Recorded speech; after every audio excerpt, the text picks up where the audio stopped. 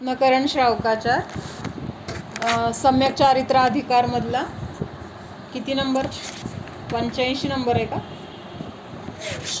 86 नंबरचा श्लोक.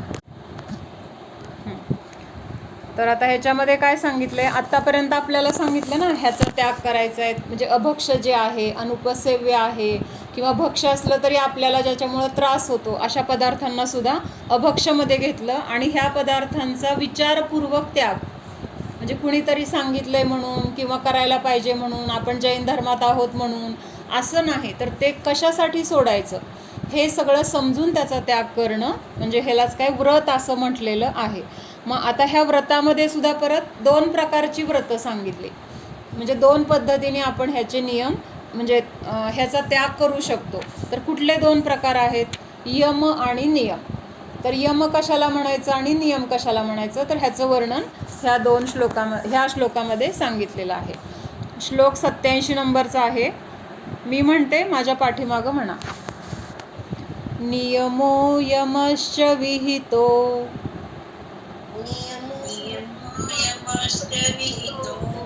द्वेधा भोगोपभोग संहारात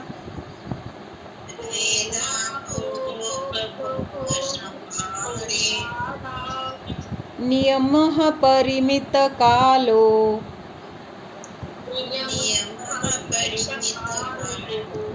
यावज्जीवं यमो ध्रियते.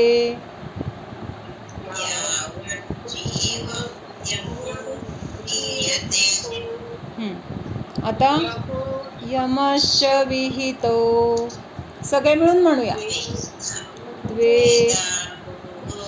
भोग संहारात नियमः परिमित कालो यावज्जीवं यमो ध्रियते. नियम आणि यम या 2 प्रकारचे काय आहेत, तर भोग आणि उपभोग यांचं परिमाण करण्यासाठी हे 2 प्रकार आहेत. कुठले, नियम आणि यम. मग आता नियम कशाला म्हणायचं, तर जे काही काळापुरतं आपण त्याग करतो, म्हणजे परत तो काळ संपला की आपण परत ती गोष्ट खाऊ शकतो किंवा परत आपल्याला त्या गोष्टीचा वापर करता येतो, तर तो झाला नियम. म्हणजे एक मर्यादित काळासाठी ज्या गोष्टींचा आपण त्याग करतो तर त्याला काय म्हटलं, नियम घेतला. आणि यम कशाला म्हणायचं, तर यावत जीवम यमो ध्रियते. यावत जीवम म्हणजे अजीवन, कायमसाठी ज्या गोष्टीचा आपण त्याग करतो. कायमसाठी म्हणजे जोपर्यंत आपलं हे जीवन आहे, आपलं हे आयुष्य आहे, तोपर्यंत त्या वस्तूचा परत कधीही आपण भोग घ्यायचा नाही, म्हणजे त्या वस्तूचा आपण कायमसाठी त्याग केला तर त्याला म्हटलं यम. यम आणि नियम थोडासा शब्दामध्ये फरक आहे, तर त्याच्यावरून लक्षात येतं. आपण यम संलेखना आणि नियम संलेखना आपण ऐकली की नाही. तर नियम संलेखना म्हणजे काय, तर जी 12 वर्षासाठी असते, म्हणजे भरपूर काळासाठी आहे ती. आणि यम म्हणजे आता अगदी सगळा त्याग वगैरे तिथं केलेला असतो, म्हणजे हळूहळू काय लिक्विडचा पण त्याग, पहिल्यांदा दूध, ताक किंवा नारळाचं पाणी, मग परत ते सगळं सोडून साधं पाणी. तर हे काय झालं, यमरूपाने त्याग असतो. आणि नियम संलेखना जी घेतलेली असते तर त्याचं काय असतं, तर 12 वर्षापर्यंत अजून आपण सगळं काही अन्न पाणी घेऊ शकतो. 12 वर्षानंतर मग त्याचा तिथं त्याग होणार, पण तोपर्यंत ते सगळं घ्यायला आपल्याला तिथं मोकळीक आहे. तर असं हे यम आणि नियमचं स्वरूप आहे. अजून एकदा नीट सांग बघू, 12 वर्षापर्यंत काय म्हणाले, तुम्हाला समजलं नाही. संलेखनामध्ये पण हा शब्द वापरला जातो, नियम संलेखना आणि यम संलेखना. तर नियम संलेखना म्हणजे काय, असं आत्ता काहीतरी झालंय लगेच आता काहीतरी होईल असं नाही आहे. पण आता समजा एखादा आता वय झालेलं आहे, साधारण 70-75 वय आहे, मग अशा लोकांसाठी माताजी काय म्हणतात की नियम संलेखना तुम्ही आता 12 वर्षाची घेऊन ठेवा. कारण समजा असा चान्सच नाही मिळाला की आपल्याला आपलं संलेखना साधण्यासाठी कोण मिळालं नाही किंवा आपल्याला तिथं स्वतःला शुद्ध राहिली नाही, तर कमीत कमी आपण नियम संलेखना घेतली होती त्याचा तरी आपल्याला फायदा होतो. म्हणजे कधी पूर्वी जरी घेतली असली तर 12 वर्षामध्ये आपलं काही झालं आणि त्यावेळेस आपल्याला कोणी तिथं संलेखना साधणारं नसेल किंवा आपली शुद्ध हरपली असेल, तर आपण जेव्हा आपण शुद्धीत आहोत त्यावेळेस आपण तो नियम घेतला तर तो नियम तिथं लागू झाला. म्हणजे त्या ह्याच्यामध्ये आपलं जर मरण झालं तर काय झालं तिथं, त्या काळामध्ये 12 वर्षामध्ये भले आपण घेतलं आणि 11व्या वर्षी म्हणजे नियम संलेखना घेतल्यानंतर 11 वर्षापर्यंत आपल्याला काही झालं नाही आणि 11व्या वर्षी समजा आपलं अचानक काहीतरी झालं आणि तिथं म्हणजे असा वेळ पण नाही मिळाला की आपल्याला काहीतरी समजतंय की आता आपला संपत आलंय किंवा आता आपण वाचणार नाहीये, हे विचार करण्यापूर्वीच जर आपलं काय झालं, अटॅक आल्यावर कळतं का काय, म्हणजे असं सकाळपर्यंत माणूस चांगला आहे आणि अचानक काहीतरी कसतर होतंय म्हणेपर्यंत तर तो गेलेला असतो. म्हणजे आता माझ्याच मामांचा मुलगा महावीर कसा गेला मावशी, सकाळी उठला चांगला होता, काहीतरी जळजळतंय वगैरे असं काय तर झालं आणि दवाखान्यात जाऊ म्हणेपर्यंत तर तो गेला. म्हणजे तिथं वेळ पण मिळाला नाही की आपल्याला असं काय होईल असा विचार करायला किंवा मग नियम घेतला पाहिजे हा वेळ विचार करायला, तिथं वेळ पण आपल्याला नसतो. मग त्यावेळेस अशी संलेखना उपयोगी ठरते. का उपयोगी ठरते, तर आपलं मरण त्या संलेखनेच्या नियमामध्ये झालं, त्या काळामध्ये झालं. पण हे काय सर्वसाधारण ज्यांचं आयुष्य कमी 50 वर्षाच्या खाली वगैरे ह्यांच्यासाठी नाही बरं का. साधारण 70 वगैरे जर वय असेल ना तर अशा लोकांना माताजी म्हणतात की तुम्ही 12 वर्षाची जर तरची संलेखना घ्या. त्याच्यात सुद्धा जर तर म्हणतात, म्हणजे ह्या 12 वर्षात जर काय झालं तर ही संलेखना मी घेतलेली आहे. म्हणजे इतकं आता माझे दादा माझ्या फई इथं माताजी असताना दोघांनी पण नियम संलेखना घेतली होती. म्हणजे त्याचं नंतर कधी मरण होणार आहे वगैरे आपल्याला काहीच माहीत नाही आहे जेव्हा त्यांनी नियम घेतला, पण त्या संलेखनेमध्ये त्यांचं मरण झालं की नाही, म्हणजे त्यांच्याजवळ त्यावेळेस शेवटी कोण असतील काही माहीत नाही किंवा ते असणाऱ्यांना असे नियम द्यायचे असतात हे जर माहीत नसेल तर आपण घेतलेल्या नियमाचा तिथं फायदा होतो. माझ्याच दादांचं उदाहरण आहे की रात्री 1:30 वाजेपर्यंत आम्ही म्हणजे झोपले होते मी 10 वाजता त्यांच्याशी बोलून आणि 1:30 वाजता त्यांनी हाका मारायला सुरुवात केली, म्हणजे रोजच मारायचे. आणि मग रोज आम्ही असं का हाक मारतात म्हणून बाहेर आलं की नाही, किती वाजले विचारायचे. मग किती वाजले, मग त्या दिवशी पण 1:30 वाजता बाहेर आले, मला म्हटले किती वाजले वगैरे, तर म्हटलं 1:30 वाजले.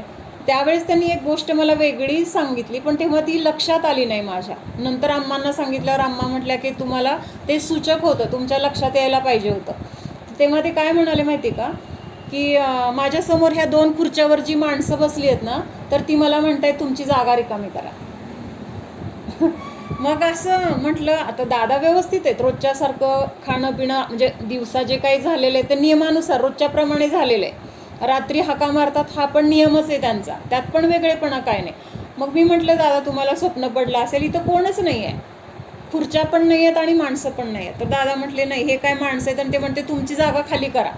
मग मी त्यांना समजून सांगते, एकतर मला दुकान होतं, मी खूप कंटाळलेली असायची दिवसभर आणि मग असं माणूस थोडं असं ह्याच्यात असताना झोपायचंय.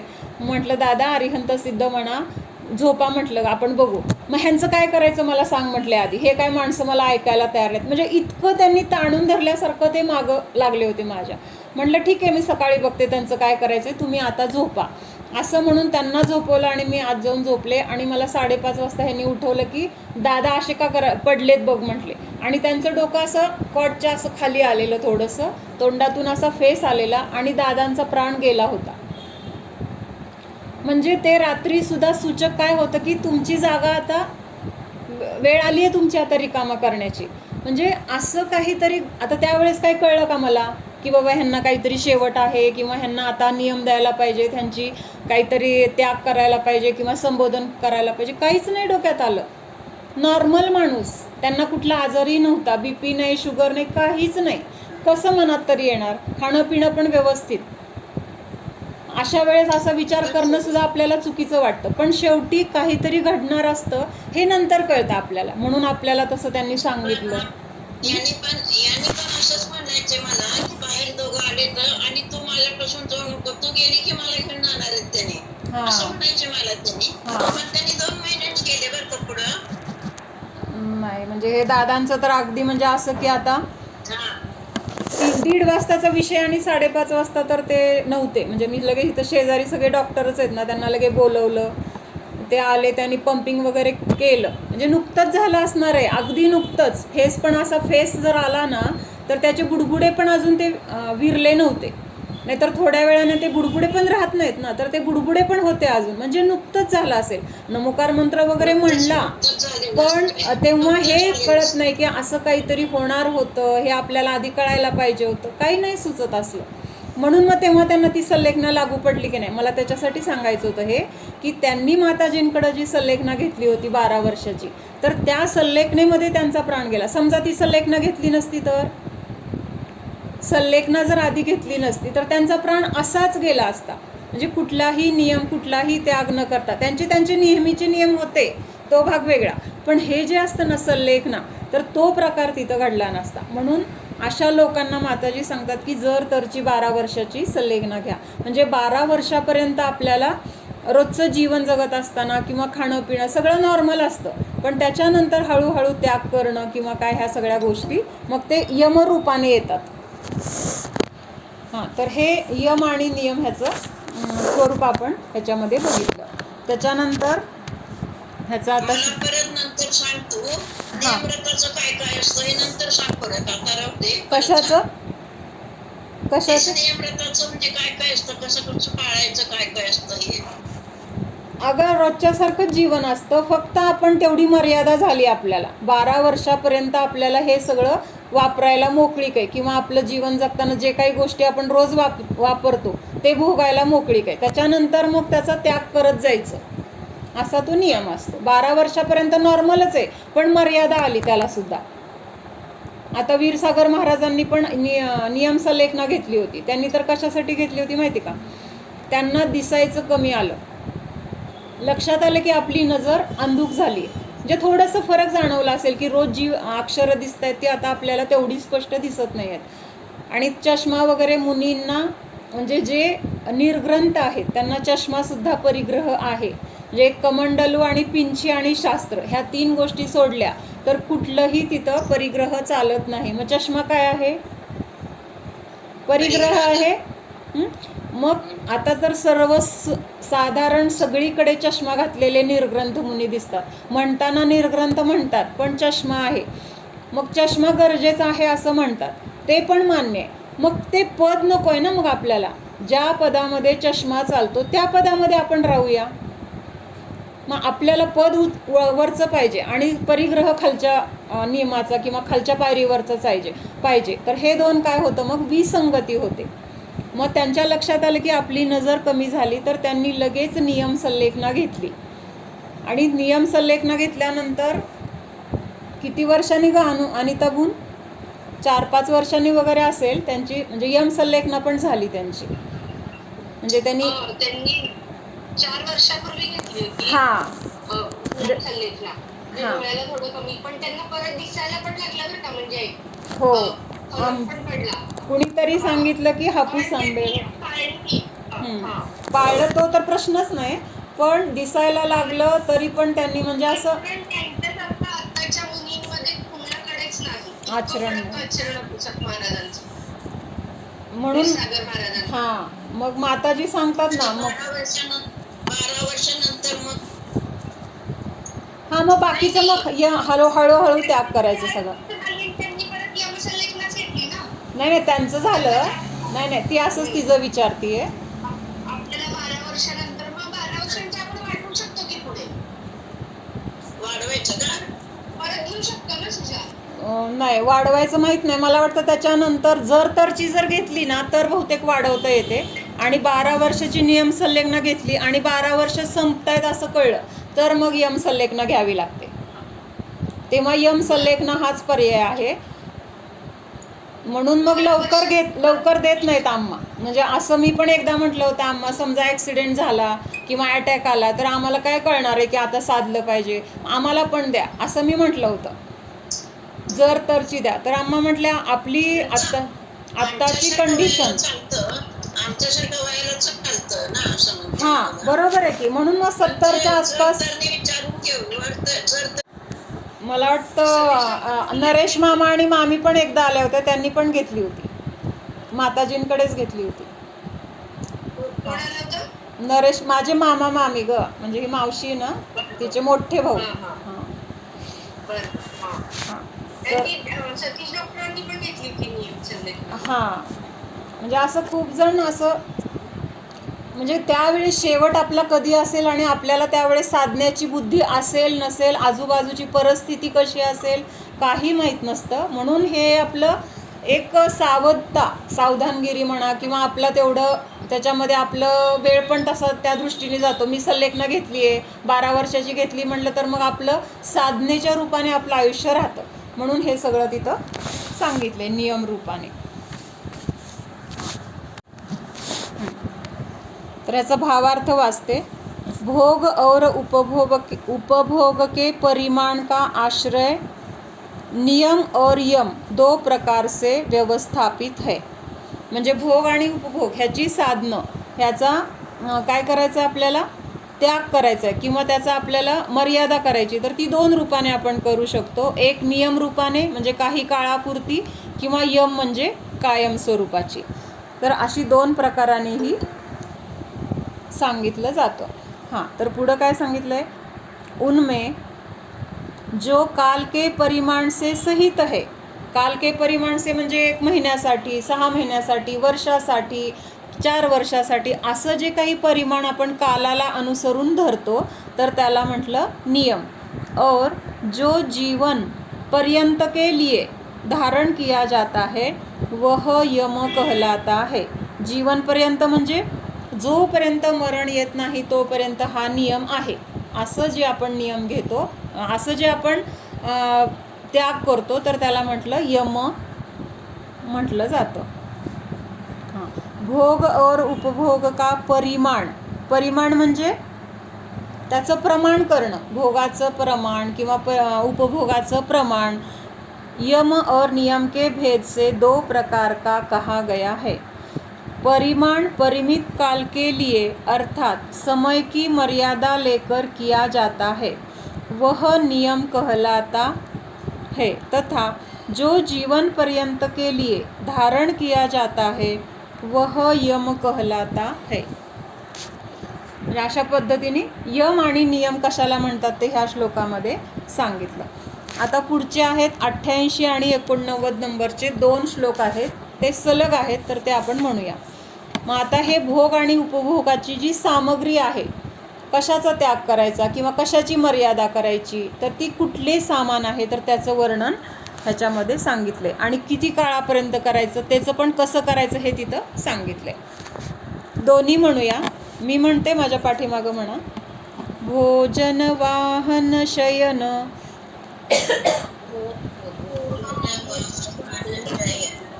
स्नान पवित्रांग राग कुसुमेषु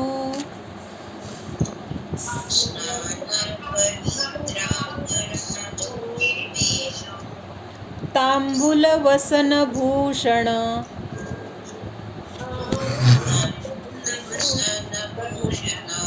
मन्मथ संगीत गीतेषु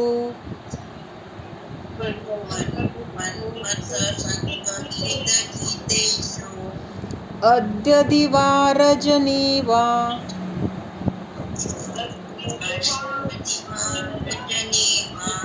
पक्षो मासस्तथर्तुरयनं वा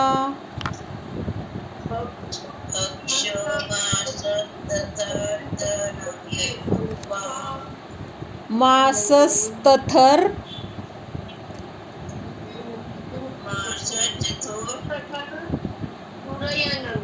तुरयनं वा इति काल परिच्छित्या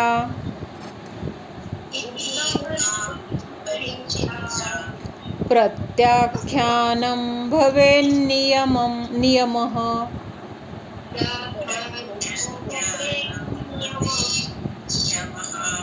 हां, सगळे मिळून म्हणूया. सगळ्यांकडे आहेत ना पुस्तकं, सगळे मिळून म्हणूया. भोजन वाहन शयन स्नान पवित्रांग राग कुसुमेषु तांबूल वसन भूषण मन्मथ संगीत गीतेषु अद्य दिवा रजनी वा पक्षो मासस्तथर्तुरयनं वा इति कालपरिच्छेद्या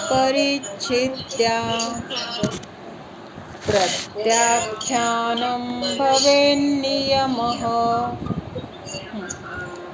जेव्हा पहिली वेलांटी असते ना तर त्याचा उच्चार पटकन करायचा. म्हणजे इति असलं तर इतिच म्हणायचं. इति म्हटलं की मग ते दीर्घ झालं. जर उच्चार दीर्घ झाला तर त्याचे अर्थ बदलतात. म्हणून पहिली वेलांटी दिली म्हणजे तिथं त्यानुसार तिथं अर्थ येण्यासाठी तसा उच्चार आपण पण करायचा. तर ह्याच्यामध्ये काय सांगितले, भोग आणि उपभोगाची जी सामग्री आहे तर ती कुठली आहे. तर पहिल्यांदा सांगितलं भोजन, म्हणजे जे अन्नपदार्थ आपण एवढे दिवस त्याचंच सगळं हे बघितलं आपण विस्तार. त्याच्यानंतर सवारी, सवारी म्हणजे काय, वाहन, गाडी, म्हणजे जे काही आपल्याकडे two wheeler, four wheeler, cycle जे काय असेल तर ते सवारी. त्याच्यानंतर शय्या, शय्या म्हणजे आपलं अंथरूण वगैरे. स्नान, पवित्र अंगमे सुगंध पुष्पादिक धारण करणं. म्हणजे आता आंघोळीची पण दिवसातनं 2-3 वेळा करणारे पण असतात, असे पण असतात की खूप जण असतात. मग तिथं पण मर्यादा, मी दिवसातून एकदा स्नान करणार. कशासाठी बरं हे मर्यादा स्नानाची पण, कारण जेवढ्या वेळा आपण आंघोळ करणार तेवढ्या वेळा तिथं जलकायिक जीवांची हिंसा झाली. दुसरा म्हणजे मी शरीर हा संस्कार, शरीराला स्वच्छ करायचं किंवा शरीराला बरं वाटावं, गार पाण्याने आंघोळ केला. आता उन्हाळ्यामध्ये तर बरेच जण करतात, सकाळी करतील, दुपारी करतील, झोपताना परत गार बरं वाटतं म्हणून करून झोपतील. मग हे शरीराचा संस्कार आहे ना, शरीर मी, आणि त्या शरीराला छान वाटल म्हणून हे करायचं. म्हणून हे तर काय सांगितलं, त्याच्यामध्ये सुद्धा मर्यादा करता येते. त्याच्यानंतर ह्या शरीराला सजवण्यासाठी आपण ज्या ज्या गोष्टी वापरतो त्या गरजेच्या पण असतील किंवा गरजेच्या नसतील पण. आता गरजेच्या म्हणजे कपडे वगैरे गरजेचे असतात, आहे की नाही, म्हणजे वस्त्र हे गरज आहे. पण दागदागिने किंवा त्याला ते अत्तर लावणं किंवा अजून काय फुलं घालणं तर हे सगळं गरजेचं नाही आहे. मग तरी पण आपल्याला जर असं वापरण्याची इच्छा असेल, म्हणजे असते अशी काही काही जणांना खूप इच्छा, म्हणजे दागिन्याची खूप ओढ असते, की म्हणजे असे खूप जण दिसतात बरं का, की म्हणजे वय पण झालेलं आहे किंवा नवरा नाही आहे किंवा आता म्हणजे वय झालेलं आहे, म्हणजे 70च्या पुढं किंवा 60च्या पुढं आहे, तरी पण वेगवेगळे दागिने घालायचे.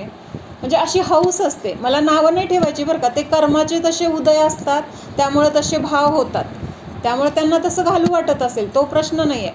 पण मग म्हणजे तिथं आपल्याला त्याच्यासाठी गरज नाही आहे ना. ती गरज कशाची आहे, कपड्याची आहे. पण त्या कपड्यामध्ये सुद्धा मग भरपूर कपडे ठेवणं ही काय झाली, आसक्ती झाली. किंवा बघितलं की घ्यावं वाटणं ही काय झाली, आसक्ती झाली. मग तिथं आपण काय करतो, तर त्याच्यामधली आसक्ती कमी होण्यासाठी आपण एक 50 साड्याची मर्यादा ठेवली. आता ती गरज आहे म्हणून ती म्हणजे पाहिजेच, पण दागदागिने वगैरे ह्यांची काही गरज नाही. किंवा ते फुलं घालणं, आता फुलं घालणं सुद्धा का दोष आहे त्याच्यामध्ये, तर त्याच्यामध्ये किडे आहेत. जसं आपल्याला हारासाठी आपण बघितलं, हार वगैरे करण्यासाठी फुलं कशाला वापरायची, त्याच्यामध्ये इतके किडे असतात, आळ्या असतात. मग जेव्हा आपण डोक्यामध्ये घालतो तेव्हा त्या फुलांमध्ये असतातच की. गजरा केला, मग ती गजरा करताना सुई त्याच्यामधूनच घालावी लागते, मग तिथं त्या जीवांची हिंसा झाली. प्लस काय झालं, ह्या शरीराला सजवण्याची आपले भाव, म्हणजे शरीरामध्ये आपली एकत्व ममत्व बुद्धी आहे, हे शरीर छान दिसावं किंवा ह्या शरीराला हे घातल्यानंतर मला छान वाटतं, म्हणजेच काय आहे, त्याच्यामध्ये आपली एकत्व बुद्धी आहे. म्हणजे ह्या शरीराला सजवण्याची जी साधनं आहेत तर ती खरं गरजेची आहेत का, हा विचार करून आपण त्याच्यामध्ये सुद्धा मर्यादा करण्यासाठी हे घेतलेलं आहे. त्याच्यानंतर पान वगैरे खाल्लं जातं की नाही, पोट भरून जेवण झालं त्याच्यानंतर मग पान कशासाठी खातो आपण, म्हणताना तर म्हटलं जातं ते पाचक असतं वगैरे, पण खातो आपण आपल्याला ते छान वाटतं म्हणून खातो. म्हणजे इतकं काय औषध ह्या स्वरूपाने आपण तिथं खात नाही. मग त्याचं सुद्धा तिथं म्हणजे ह्याच्यामध्ये घेतलेलं आहे, भोगामध्ये. त्याच्यानंतर अजून काय आहे, वस्त्र, आभूषण, कामसेवन. कामसेवन म्हणजे इंद्रियांचं जे काही आपल्याला भोगण्याची जी आसक्ती आहे तर त्याच्यामध्ये सुद्धा आपण हे करू शकतो, काय करू शकतो, परिमाण करू शकतो. म्हणजे ब्रह्मचर्य व्रतामध्ये सुद्धा कितीतरी पद्धतीने ब्रह्मचर्य व्रत आपण घेऊ शकतो. मुळात मुख्यतेने म्हटलं तर अष्टमी चतुर्दशी आहे, त्याच्यानंतर अजून काय आहे, अष्टानिक आहेत वर्षामधून, अष्टानिक, त्याच्यानंतर दशलक्षण पर्व आहेत, किंवा अजून आपले सण असतात. आपले सण, धार्मिक सण कुठले कुठले आहेत, म्हणजे महावीर जयंती आहे, निर्वाण आहे, त्याच्यानंतर अजून अक्षय तृतीया आहे. असे जे पर्व आहेत, तर ह्या पर्वाला पण आपण ब्रह्मचर्य पाळू शकतो. हे तर मुख्यतेने झालं. त्याच्यानंतर हां ब्रह्मचर्य व्रताचा नियम घेणं आम्ही दोघं आता घेतो. हां, छान आहे, घेऊन टाका. आणि हे पण घ्यायचं, म्हणजे आता दशलक्षण येतात वर्षातून 3 वेळा, तर ते दशलक्षण पण घ्यायचं. त्याच्यानंतर अष्टानिकमध्ये पण आपण आरामात पाळू शकतो. मग ते एकच वेळा येतं ना, 3 वेळा येतं. दशलक्षण? हो, दशलक्षण पण 3 वेळा येतं. आत्ताच मार्चमध्ये झालं, म्हणजे आता भाद्रपदमध्ये येणार. हां दशलक्षण षोडशकारण पण 3 वेळा. हां, दशलक्षणच्या बरोबर षोडशकारण पण येतच. असं कुठं हां, त्याचा भाद्रपदमध्ये जेवढं म्हणजे पर्युषणचं जेवढं काही म्हणजे प्रभावना आहे की नाही, तेवढी बाकीच्या ह्याची नाही आहे, त्यामुळे आपल्याला ते माहीत नाही आहे. पण खूप जण त्याचं सुद्धा पालन करतात, खूप जण करतात. म्हणजे जसं भाद्रपदमध्ये काय काय त्याग केला जातो, किंवा ज्या काही पूजा केल्या जातात, नियम संयम पाळले जातात, उपवास केले जातात, असे करणारे पण खूप जण आहेत. फक्त आपल्याला ते माहीत नाही आहे, किंवा तेवढं आपल्याकडं त्याचं पालन केलं जात नाही. इतर पर्युषण वगैरे नियमरूपाने केलं जात नाही. पण बऱ्याच वेळा अलीकडे व्हॉट्सअपवर पण येतं, पर्युषणचा आज हा दिवस आहे, कुणाकुणाच्या स्टेटसला पण दिसतं. त्यामुळं लक्षात येतं की बाबा हे पर्व पण म्हणजे कधी चालू झालेत किंवा आहेत हे. मग ह्या 3 पर्वाचं पण आपण तिथं बरेच जण करतात, षोडशकारण व्रत करणारे बरेच जण करतात. तेच करणारे आहेत, आपल्याला माहीत नसतं. हां, आणि ते कशासाठी आहे तर आनंद, म्हणजे आपले कुणात हां, तर शुद्ध अष्टमीपासून आपल्या भाद्रपद पर्यंतच असतं असं. तर मग हे पण घेऊन टाकायचं, म्हणजे. आणि मग त्या निमित्ताने आपल्याला ते पर्व लक्षात राहतात. त्या निमित्ताने त्या पर्वामध्ये पूजा तरी आपण करू शकतो दशलक्षणची. बाकीचं आपल्याला काही नाही जमलं तर आज क्षमा आहे, मार्दव आहे, म्हणजे एवढं तरी आपल्याला तिथं कमीत कमी आपल्या आठवणीमध्ये येतं. आणि त्या निमित्ताने आपले भाव कसे होतात, शुभ होतात आपोआपच. हे आहे. दुसरं म्हणजे अजून काय आहे सांगितलं आहे, हां, तर हे कामसेवन, त्याच्यानंतर संगीत संगीत आणि गीत के विषय में, म्हणजे आपल्याला हे जे गाणी आवडतात किंवा सिरियल आवडतात, ह्याच्यामध्ये सुद्धा आपण काय करू शकतो, तर मर्यादा करू शकतो. आणि ही मर्यादा कशी करायची, आजच्या दिवशी मला हा त्याग, म्हणजे हा 1 दिवसापुरता झाला. त्याच्यानंतर 1 रात्रीसाठी, रात्रभर मी सगळ्याचा त्याग केला, तर ते रात्रीसाठी नियम झाला. त्याच्यानंतर एक पक्ष म्हणजे किती, 15 दिवस, 15 दिवसासाठी त्याग. त्याच्यानंतर 1 महिन्यासाठी त्याग. 1 ऋतू म्हणजे किती येणार, 2 महिन्यासाठी त्याग. अथवा 1 अयन म्हणजे 6 महिन्यासाठी त्याग. अशा प्रकाराने समय के विभागपूर्वक त्याग करना नियम होता है. तर ह्याला काय म्हटलं, नियम म्हटलं. तर बाकीचं काय अजून, हां, काल की मर्यादा लेकर जो प्रत्याख्यान त्याग किया जाता है वह नियम है. म्हणजे त्यागाला दुसरा शब्द काय आहे, प्रत्याख्यान. आम्ही प्रत्याख्यान केलं म्हटलं तरी काय झालं, तिथं त्या वस्तूचा त्याग केला हे त्याच्यातून आपल्याला लक्षात येतं. वह नियम है. भोजन का अर्थ तो प्रसिद्ध है ही, घोडा आदि को वाहन कहते है. म्हणजे आपण फक्त ही बाकीचेच वाहन बघितले, हे सुद्धा आलं, म्हणजे बैलगाडीचं आलं, हे आलं, म्हणजे ते वापरणार नाही, त्याचा पण त्याग.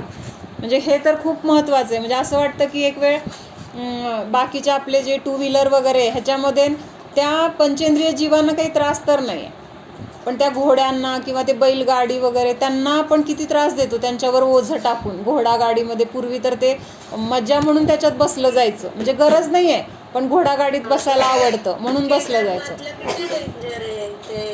केदारनाथमध्ये हां, किती त्यांचे हाल होतात त्या घोड्यांचे. तेच ना, तेच की. म्हणून म्हणजे ते तर पहिला त्याग करायला पाहिजे.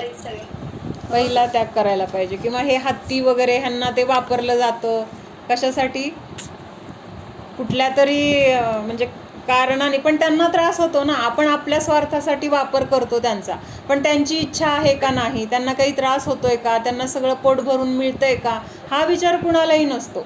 म्हणून पहिला ह्या प्राण्यांना त्रास होतील अशी साधनं त्याग करायला पाहिजे. घोडा आदि को वाहन कहते है, पलंग आदि शयन कहते है. म्हणजे आता ह्या शयनाच्या ज्या वस्तू, म्हणजे आपल्याला झोपताना जे काही आपल्याला वापरतो आपण, तर अष्टमी चतुर्दशीमध्ये त्या दिवशी गादी वापरणार नाही.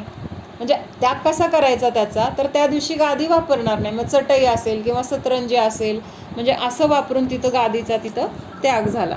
स्नान का अर्थ भी प्रसिद्ध ही है. केशर आदि के विलेपन को पवित्र अनुराग कहते है. म्हणजे अंगाला केशर लावणं किंवा अजून काय अत्तर लावणं, तर हे सुद्धा काय आहे, त्या शरीराचं आपण तिथं काय करतोय, संस्कार, शरीराला सुंदर दिसावं किंवा चांगला वास यावा म्हणून ह्याचं सुद्धा काय केलं तर मर्यादा करायला सांगितले. यह अंगराग, आपण जे वापरतो ना, पांघरूण वगैरे, बेडशीट, हे धुवू शकतो आपण. आणि गादी धुवू शकतो का? एकदा गादी आपण बनवल्यानंतर ती परत जेव्हा आपण नवीन बनवणार तोपर्यंत ती गादीचं ते कवर तेच असतं, त्यामुळे ते वापरायचं नाही. आणि दुसरं म्हणजे गादीवर झोपल्यानंतर आपल्याला जास्त छान का वाटतं, गादी मऊ मऊ असते, मग त्याच्यावर झोप येते. म्हणजे शरीराचं तिथं काय करतोय आपण, शरीराच्या रागाचं पोषण किंवा मोहाचं पोषण. मग हा मोह कमी व्हावा म्हणून आपण तिथं गादीचा वगैरे आपल्याला त्याग करायला सांगितलंय. बाकीचे जे व्रती वगैरे असतात ते गादी वापरतच नाहीत, चटई वगैरे वापरतात. तर त्याच्या मागचं कारण हेच आहे की शरीराला कुठलंही लाड पुरवायचा नाही.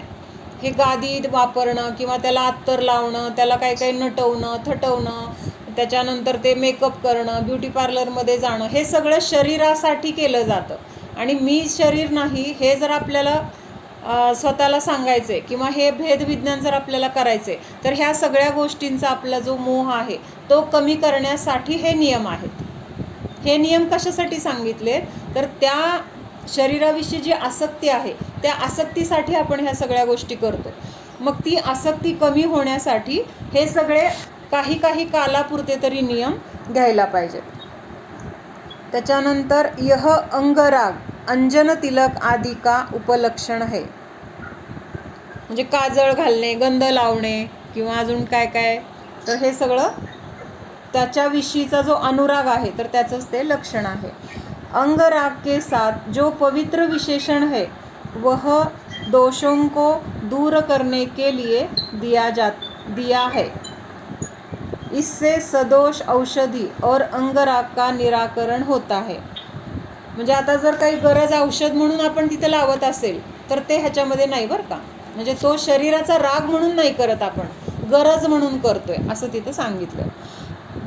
कुसुम फूल, तांबूल पान, वसन वस्त्र, कटक आभूषण को कहते है. म्हणजे कुसुम म्हणजे फूल, तांबूल म्हणजे आपण पानाचा विडा खातो तो, वसन म्हणजे आपले कपडे, कटक म्हणजे काय तर दागदागिने. त्याच्यानंतर काम सेवन को मनमथ कहते है. काम सेवन को मनमथ कहते है. मनमथचा अर्थ काय होतो, जो मनामध्ये उत्पन्न होतो.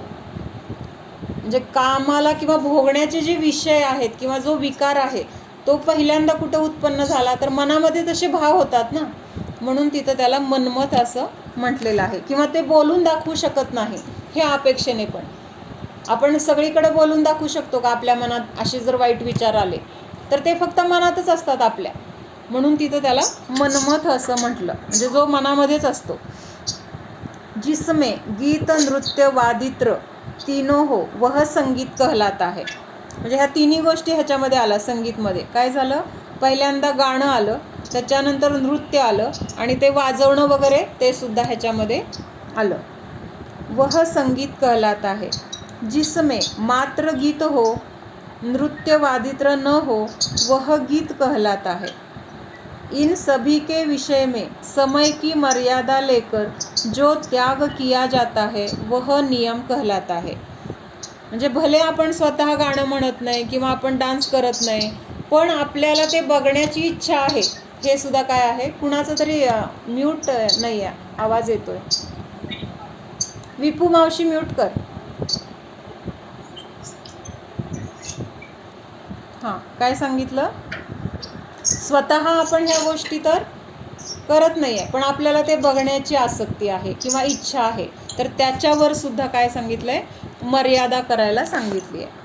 इन सभी के विषय में समय की मर्यादा लेकर जो त्याग किया जाता है वह नियम कहलाता है.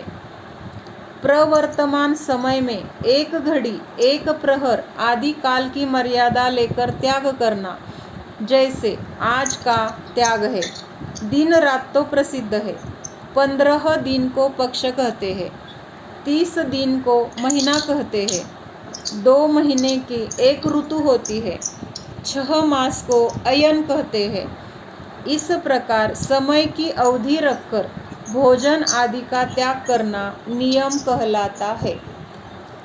म्हणजे नियमाचं सांगितलं ह्याच्यामध्ये जास्त.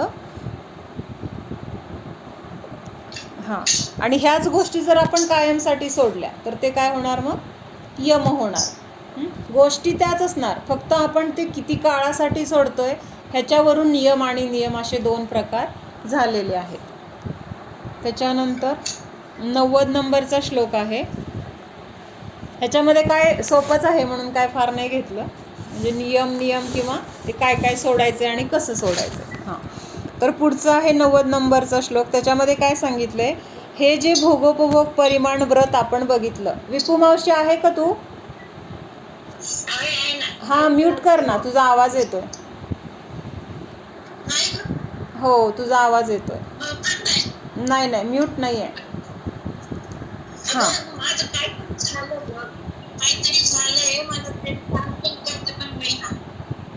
बर. तर श्लोक म्हणूया आपण. ह्याच्यामध्ये सांगितले की भोगोपभोग जे व्रत आहे तर ते आपण व्रत घेतलं, भले मर्यादेसाठी घेतलं असेल किंवा कायमसाठी घेतलं असेल, त्याच्यानंतर घेतल्यानंतर ते पालन करत असताना आपल्याकडून त्याच्यामध्ये दोष लागण्यासारखं जे काही घडतं तर ते काय म्हटलं जातं, अतिचार म्हटले जातात. मग हे अतिचार कुठले आहेत तर ते ह्याच्यामध्ये सांगितलेलं आहे. विषय विषतोनुपेक्षा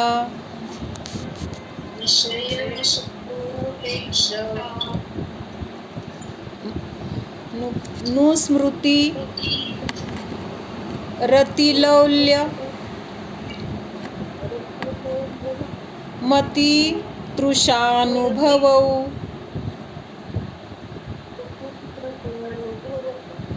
भोगोपभोग परिमा व्यतिक्रमा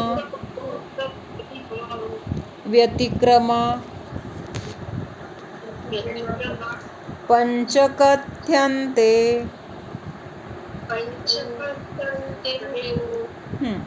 विषय विषतोनुपेक्षा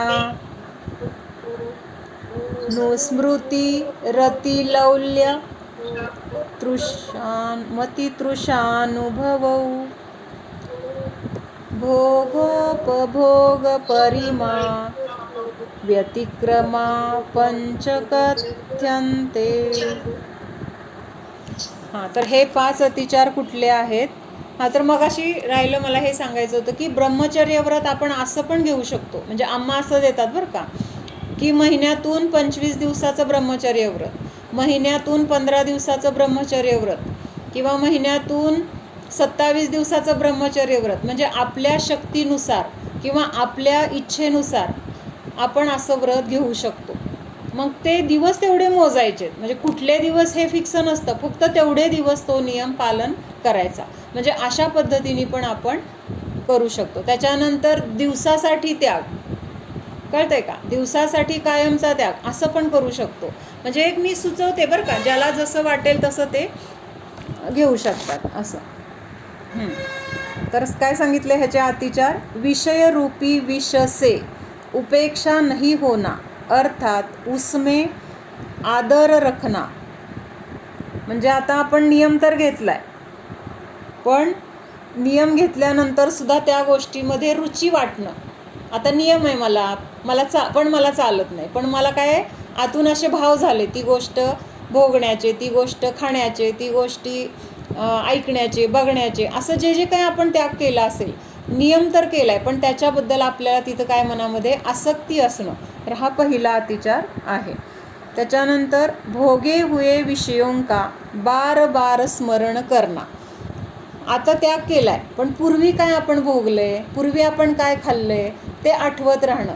आणि खूप जणांना अशी सवय असते की ती गोष्ट तेव्हा खाल्ली होती ना, त्याची चव अजून माझ्या जिभेवर आहे, ती गोष्ट इतकी सुंदर झालती ना, तशी परत मला कुठं खायलाच मिळाली नाही, किंवा त्या ठिकाणी जी मिळते ना तशी कुठंच मिळत नाही. म्हणजे पूर्वी जे आपण, पूर्वी म्हणजे काय फार पूर्वी नाही, अलीकडचं सुद्धा असेल किंवा पूर्वीचं पण असेल, पण त्या गोष्टी आठवून आठवून आपण त्याचं काय करत राहतो, स्वतः तर मनामध्ये विचार करतो, प्लस दुसऱ्यांना पण सांगत राहतो.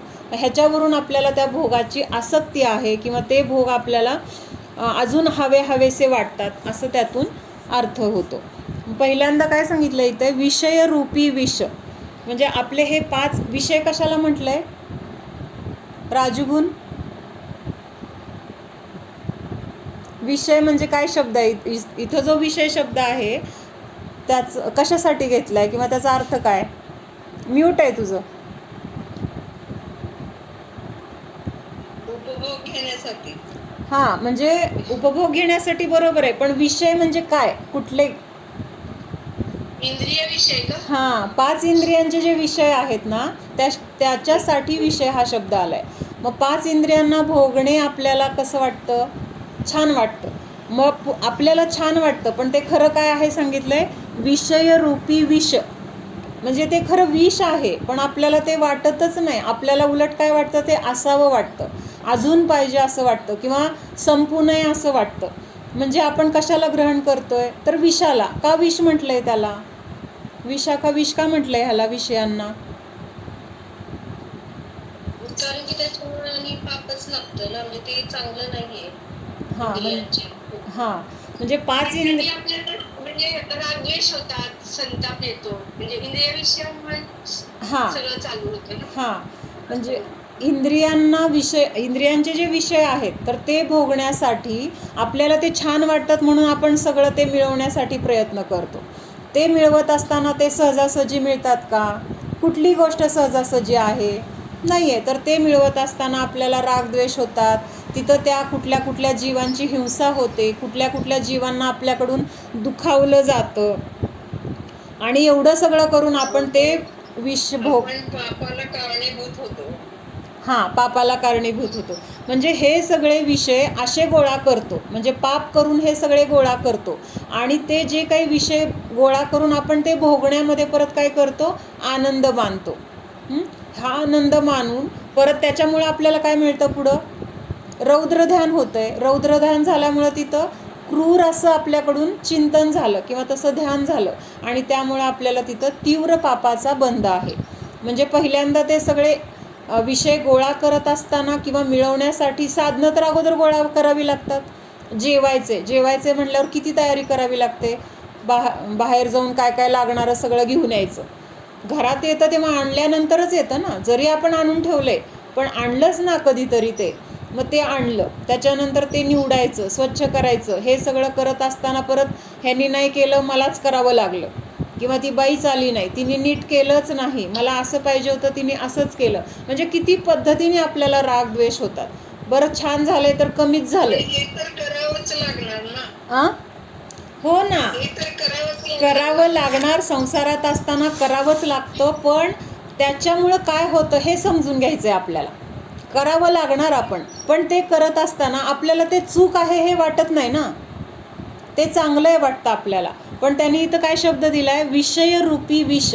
मग आपल्याला ते विष वाटतं का? समजा आपलं आता एखादी, परवा एकदा सांगितलं होतं ना की खीर केली, कशाची खीर केली, दूध खीर केली, अगदी उत्कृष्ट दूध आणलं, सगळं समोर काढून आणलं, किंवा व्यवस्थित वेळेवर तापवलं, त्याच्यामध्ये परत काजू बदाम केशर जे जे काही लागणार आहे ते सगळं उत्कृष्ट सगळं घातलेलं आहे, आणि त्याच्यामध्ये एवढंसं विष पडलं. किती पडलं? अगदी एवढंसंच, कणभरच पडलं.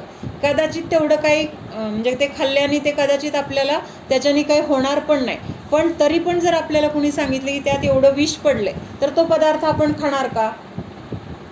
नको बाबा, तो पदार्थ किती त्याचं नुकसान झालं तरी चालेल, पण मला नको. काय माहिती त्याच्याने खाल्ल्यावर माझं आयुष्य संपलं तर, ही भीती राहते. मग तो उत्कृष्ट पदार्थसुद्धा आपण तिथं सोडतो. का सोडतो? तर त्याच्यामध्ये विषाचा फक्त अंश आहे. एक 25 लिटरची ती बासुंदी आहे आणि त्याच्यामध्ये 1 थेंब पोटॅशियम सायनाईड पडलं. 1 थेंब, 25 लिटरच्या मानाने 1 थेंब किती आहे? अगदी थोडा आहे, 1 थेंब फक्त. आणि तो 1 थेंब त्या 25 लिटरमध्ये सगळ्या मिसळला गेला आणि आपण वाटीभर दूधखीर खाल्ली तर आपल्या अंशाला किती येणार आहे? किती येणार आहे एका थेंबातलं? तरी पण आपण खायला तिथं जातो का? आपण काय म्हणतो? नको, उपाशी राहिलं तरी चालेल पण मला ते नको. म्हणजे त्या विषाला तर आपण इतकं भीतो, बाहेरचं जे विष आहे त्या विषाला आपण इतकं भीतो. किंवा एखादा साप समजा चावल्यानंतर आपल्याला कळलं की तो साप विषारी नाही आहे. काय आहे? म्हणजे असतात ना असे विषारी आणि बिनविषारी, तर त्यातला जो बिनविषारी आहे तर तो चावलाय म्हणजे त्याच्याकडे विषच नाही आहे, तर आपल्याला ते विष चढणार का? नाही चढणार. तरी पण आपण डॉक्टरकडे जातो की नाही? का बसतो घरात? नाही, चावला तर तो काही विषारी नाही ना, जाऊ दे बसूया. पहिला डॉक्टरकडे जातो, डॉक्टरांना सांगतो असं असं झालंय, ते असं म्हणते, तरी पण तुम्ही चेक करा माझ्या शरीरात काय झालंय का, मला काय असं होतंय ते त्याच्यामुळं होतंय का. घाबरल्यामुळं पण होतं काही गोष्टी, पण तरीसुद्धा म्हणजे तिथं ते विष नसलं चढलं तरी पण जर आपल्याला विष म्हणजे तो साप चावलाय कळलं तरी माणूस बेशुद्ध होईल. म्हणजे अशी घटना आहे ना ती, एक माणूस आहे आणि त्याला काहीतरी शिक्षा द्यायची आहे. एक माणसाने काहीतरी गुन्हा केला होता आणि त्याला शिक्षा काय सांगितली की ह्याला साप चावायचा, ह्याला म्हणजे साप चावण्याने ह्याचा मृत्यू झाला पाहिजे, अशी त्याला शिक्षा दिली. आणि मग त्याचे डोळे वगैरे बांधले आणि त्याला फक्त 2 सुया टोचवल्या अशा एका वेळेस. जसं तो असं हे करतो ना, फणा मारतो ना साप, तर तसं त्यांनी 2 सुया एका वेळेस टोचवल्या. आता सुई टोचवली, सुईमध्ये काय आहे? विष आहे का? आणि 5 मिनिटात तो माणूस मेला. कशामुळं मेला? खरी गोष्ट आहे बरं का, ही खरी गोष्ट आहे. म्हणजे तिथं फक्त ती मानसिक म्हणजे विष म्हणजे ते विष आपल्यासाठी इतकं घातक असतं किंवा आहे ह्याची जाणीव आपल्याला आहे. पण ह्या विषयांना आपण विष मानतो का? तर ते विष आहे हे आपल्याला पटलं पाहिजे, म्हणून त्याचा सगळा विस्तार आपण बघतोय. तर विषाचं उदाहरण बघितलं ना, ते मानसिक, तसं हे पण मानसिक आहे, बरोबर. तर आपल्याला पहिल्यांदा हे वाटलं पाहिजे की हे जे भोग भोगतोय आपण, तर ते विषाला ग्रहण करतोय. कारण माताजी काय म्हणतात? साप चावला तर माणूस एकदा मरतो, साप चावल्यानंतर माणूस फक्त एकदा मरतो. पण हे विषयरूपी जे विष आहे ते जर आपल्याला चावलं किंवा हे विषय जर आपल्याला चावले तर आपले असे अनंत भव आपल्याला मरावं लागतं. कशासाठी मरावं लागतं?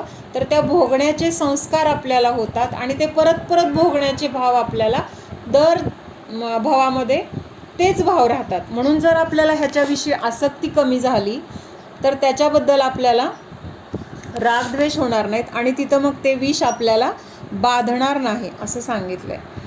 त्याच्यानंतर भोगे हुए विषयों का बार बार स्मरण करणं.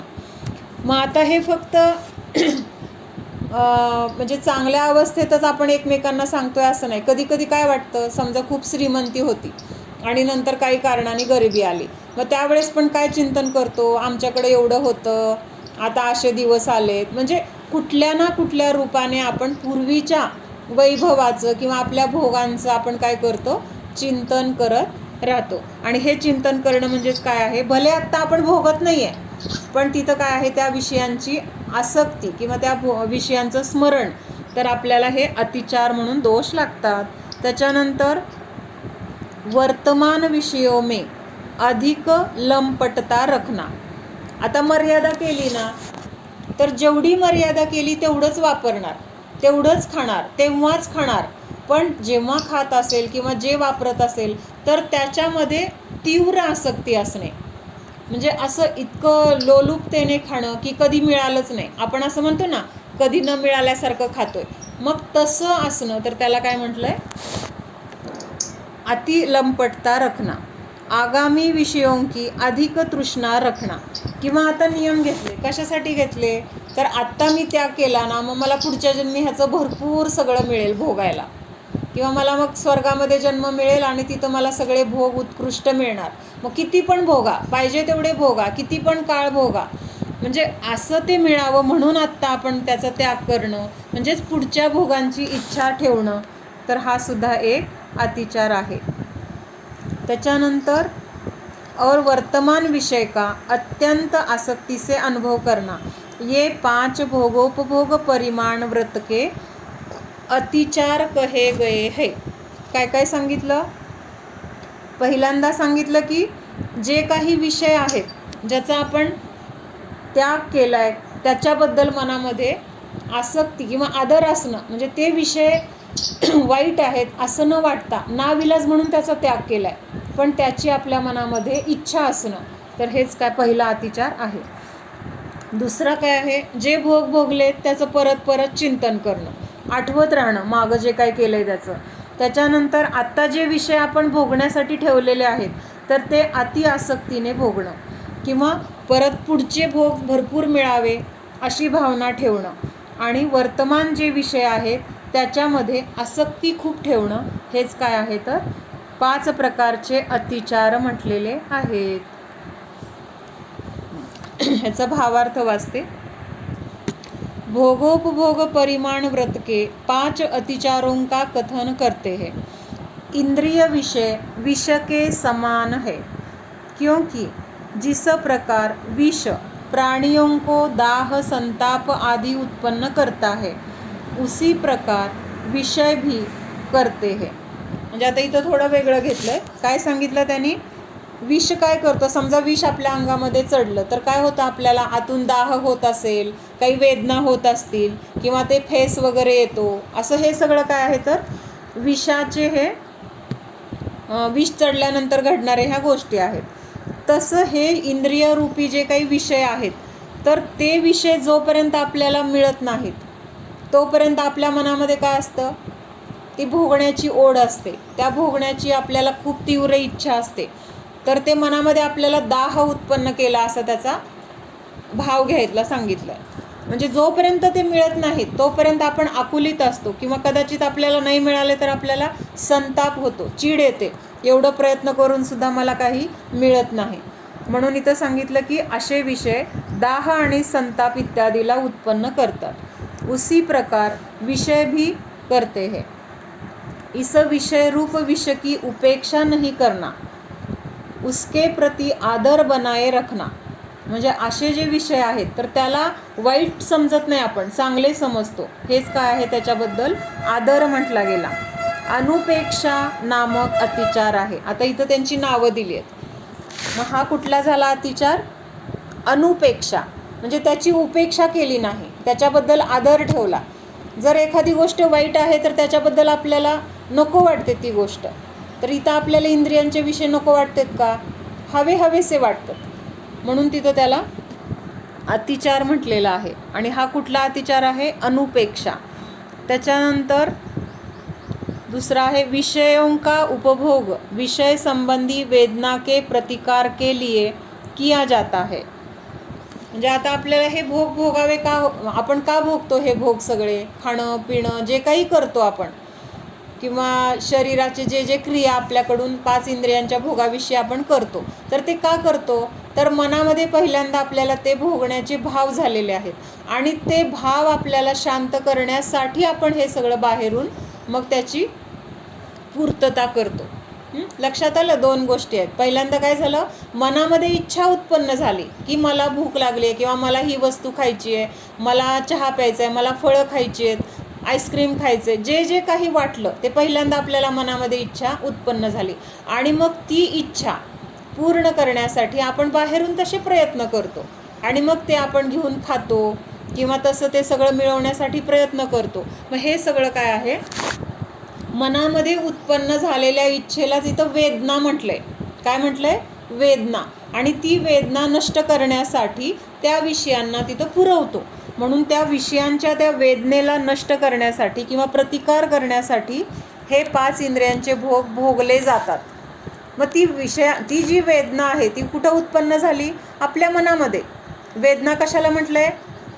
आपल्या मनामध्ये जे भाव झालेत ना, 5 इंद्रियांच्या विषयाचे जे भोगण्याचे भाव झालेत, तर ते भोगण्याचे भावच त्याला वेदना म्हटलेलं आहे. आणि समजा डोकं दुखतंय तर आपण काय करतो? मग डोकं दुखू नये म्हणून किंवा ते बंद व्हावं म्हणून गोळी खातो. तसं हे मनामध्ये 5 इंद्रियांचे भोगण्याचे जे भाव झालेत, तर ते भाव पूर्ण करण्यासाठी किंवा ते भाव नष्ट करण्यासाठी आपण त्या गोष्टींची पूर्तता करतो. म्हणजे ती वेदना नष्ट करण्यासाठी तो किंवा त्या वेदनेचा प्रतिकार करण्यासाठी ह्या गोष्टी केल्या. साडी घ्यायची इच्छा झाली म्हणून साडी विकत घेतली. म्हणजे साडी घ्यायची इच्छा झाली त्याला काय म्हटलं? वेदना म्हटलं. आणि ती वेदना नष्ट करण्यासाठी मग आपण साडी विकत घेतली. मग साडी विकत घेतल्यानंतर आपली इच्छा पूर्ण झाली असं म्हणतो, पण तिथं काय झालं? ती इच्छा नष्ट झालेली आहे, पूर्ण झाली नाही आहे. ती इच्छा तिथं आता मनामध्ये नाही आहे, म्हणजेच ती इच्छा काय झाली? नष्ट झाली. तसं प्रत्येक इंद्रियांच्या विषयाबद्दल आपण असं लावलं पाहिजे की ते तर आहे. पुन्हा अजून कोणाची तरी नवीन बघितलं की वाटतंच ही पण छान आहे. हां, तर त्या वेदनेला नष्ट करण्यासाठी, म्हणजे हे इंद्रिय सुख म्हणून दुःख रूप आहे असं म्हटलंय. इंद्रिय सुखाला दुःख म्हटलंय. आपण त्याला सुख म्हणतो, पण शास्त्रामध्ये त्याला दुःख का म्हटलंय? तर ते खरं सुख नाही आहे. इंद्रियांचं जे सुख आहे ना, ते खरं सुख नाही आहे, म्हणून त्याला दुःख म्हटलंय. का खरं सुख नाही आहे? हां, क्षणिक तर आहे, पण ते भोगल्यानंतर सुद्धा परत ती इच्छा उत्पन्न होते. म्हणजे ती वेदना परत होते. म्हणजे असं ताप आलाय आपल्याला, समजा ताप आल्यानंतर समजा आता 103 किंवा 102 ताप आहे. मग औषध दिल्यानंतर तो ताप 100वर आला. किती आला? 100वर आला. 100वर आला म्हणजे तो ताप नष्ट झालाय का? नष्ट नाही झाला. 98वर येईल तेव्हा तो आपण म्हणणार नॉर्मल आलं. पण अजून 100वर आलाय, पण तिथं आपल्याला काय वाटतंय? आता 103च्या मानाने तिथं कमी आहे किंवा सुख वाटतंय, कमी झाला बाबा ताप म्हणून तिथं आनंद वाटतोय, पण तिथं तो पूर्ण नष्ट झालेला नाही आहे. तसं हे इंद्रिय सुख जे आहे, आत्ता आपण पोट भरून जेवलो. आता पोट भरून जेवलं म्हणजे असं आहे का आपल्याला परत भूक लागणारच नाही? 1-2 तास झालं तर परत आपल्याला काहीतरी खायची इच्छा होते. पाणी तरी प्यायची इच्छा होईल, चहा तरी प्यायची इच्छा होईल, सरबत तरी प्यायची इच्छा होईल, काहीतरी आपल्याला तिथं खाण्यापिण्याची परत इच्छा होते. मग ही जी इच्छा आहे, म्हणजे तो ताप परत वाढला, म्हणजे तो पूर्ण नष्ट झालेलाच नाही आहे ना, अजून 98पर्यंत आलेलाच नाही आहे. 100वर आलाय म्हणून आपण तिथं वाटते की आपल्याला हां माझा ताप कमी झाला, पण तो ताप कमी झालेला नाही. तसं हे इंद्रियांचे जे विषय आहेत ना, आत्ता आपण तो इंद्रियांचा विषय भोगला तरी पण ती तात्पुरतं तिथं काय झालेलं आहे? इच्छा तात्पुरती संपलेली आहे. परत थोडा वेळ गेला की त्या इच्छेची उत्पत्ती होणार आहे, परत त्या इच्छेची वेदना उत्पन्न होणार आहे. आणि ही कशी आहे वेदना? परत परत दुःखाला कारण आहे. जेव्हा उत्पन्न होईल तेव्हा दुःखच होणार आहे. जोपर्यंत ती वेदना नष्ट होत नाही तोपर्यंत आपल्याला काय होणार आहे? तिथं आकुलता आहे, दुःख आहे. आणि मग हे जे दुःख आहे तर ते कसं आहे? सतत उत्पन्न होते. इंद्रियांच्या सान्निध्यात आपण सुख मानतोय, पण ते सुख का नाही? तर थोडा वेळ झाला की परत आपल्याला त्या दुःखाची जाणीव होते, भुकेची जाणीव झाली, परत काहीतरी घ्यायची इच्छा झाली, परत काहीतरी खरेदी करायची इच्छा झाली. म्हणजे ह्या इच्छा आपल्याला सतत उत्पन्न होत आहेत. म्हणून हे इंद्रियांना जरी आपल्याला काही काळासाठी आपल्याला शांत वाटलं किंवा इच्छा पूर्ण झाली असं वाटलं, पण ह्या कायमच्या इच्छा पूर्ण झालेल्या नाहीत. इच्छा पूर्ण झाली कधी म्हणायला पाहिजे? एकदा तो विषय आपण संपला. कसा संपला? की आता मला आयुष्यभर परत कधी भूकच लागणार नाही. किंवा एकदा खरेदी केली साड्यांची, आता मला परत कधी साड्या घ्यायची इच्छाच होणार नाही. असं जेव्हा म्हटलं तर एक वेळ म्हणाल की बाबा हां ते खरं सुख म्हटलं जातं, कारण आयुष्यभरासाठी परत त्या दुःखाची किंवा त्या इच्छेची वेदना आपल्याला अनुभव करता येणार नाही किंवा करावी लागणार नाही. पण इथं तर आपल्याला दिसतंय किंवा आता पोट भरून जेवण झाले, आता आपल्याला भुकेची तर इच्छा नाही आहे, दुसरी इच्छा उत्पन्न झाली की नाही? तिथं कुठली इच्छा झाली? थोडं झोपावं. आता इच्छा ही झाली, परत झोपलो, ती पण इच्छा आपण पूर्ण केली. ठीक आहे, चला इंद्रियांची मागणी आहे ना झोपायची, चला झोपूया. झोपून उठल्यानंतर परत रसना इंद्रिय काय म्हणतंय, थोडं चहा पाहिजे, थोडं पाणी पाहिजे. मग ती इच्छा पूर्ण केली. मग काय म्हणते, चला आता थोडा वेळ टी व्ही बघूया. परत काय, चक्षु इंद्रियाची मागणी आली. म्हणजे हे इंद्रिय एक झालं की एक आपल्या मागण्या सतत आपल्या पुढं ठेवत आहेत आणि आपण त्या पूर्ण करण्यामध्ये सुख मानतोय. खरं तर आपण काय करतोय, इंद्रियांची गुलामी करतोय. पण आपल्याला हे वाटत नाही आपण गुलामी करतोय. का नाही वाटत? कारण आपण शरीराला आपलं स्वरूप मानलंय, शरीर म्हणजे मी मानलंय आणि त्यामुळे